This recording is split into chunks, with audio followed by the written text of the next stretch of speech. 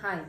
So ఈ రోజుల్లో మనం చూస్తున్నాం, ఎక్కడ చూసినా ఎవరు చూసినా నేను డైట్లో ఉన్నా అని చాలా ఫ్యాషన్గా చెప్తూ ఉంటారు.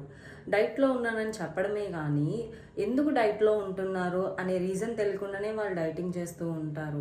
చూడ్డానికి బాగానే ఉంటారు స్లిమ్గా, కానీ డైట్లో ఉన్నా అంటారు. సో ఇది ప్రాపర్ వే అనుకుంటున్నారా మీరు? సో డైట్లో ఉన్నాను అని అంటే ఫుడ్ తీసుకోకుండా మీ పనులు చేసుకుంటూ మీరు అలా కొనసాగించడం అనేది కాదు.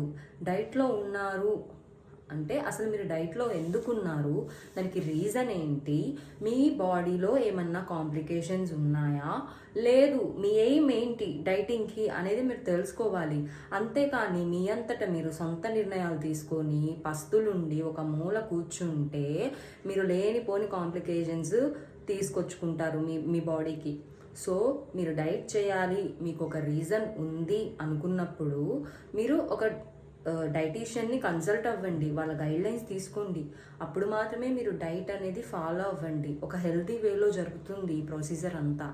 అండ్ ఆల్సో డైట్ చేస్తారు కానీ డైటింగ్ ఒక్కటే మీకు వెయిట్ లాస్కి మార్గం కాదండి. సో వెయిట్ లాస్ అవ్వాలనుకున్న వాళ్ళ కోసం చెప్తున్నాను. వెయిట్ లాస్ అవ్వాలి అంటే డైట్ ఎంత ఇంపార్టెంటో at the same time physical activity కూడా అంతే ఇంపార్టెంట్. మీరు ఎక్సర్సైజ్ అండ్ వర్కౌట్స్ చేయాల్సిందే. ఇన్ కేస్ మీరు ఎక్కువ ఓవర్ వెయిట్ ఉన్నారు అంటే డైలీ ఒక మినిమం హాఫ్ అన్ అవర్ మీకోసం మీరు కేటాయించుకోండి, ఫిజికల్ యాక్టివిటీస్ చేయండి. కాబట్టి నేను మళ్ళీ నేను మీకు చెప్పాలి అనుకుంటుంది ఒకటేనండి, పస్తులు ఉండడం అనేది డైటింగ్ కానే కాదు. మీ బాడీకి ఎంత మోతాదులో పోషకాలు న్యూట్రియంట్స్ కావాలో అంత మోతాదులో మీరు మీ బాడీకి అందిస్తూ మీరు మీ ఎయిమ్స్ని అచీవ్ చేసుకోవడం డైటింగ్.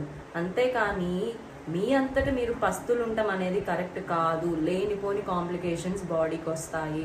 సో ఈ విషయం మీ అందరికీ తెలియాలని నేను చెప్పాలనుకుంటున్నాను. Thank you so much.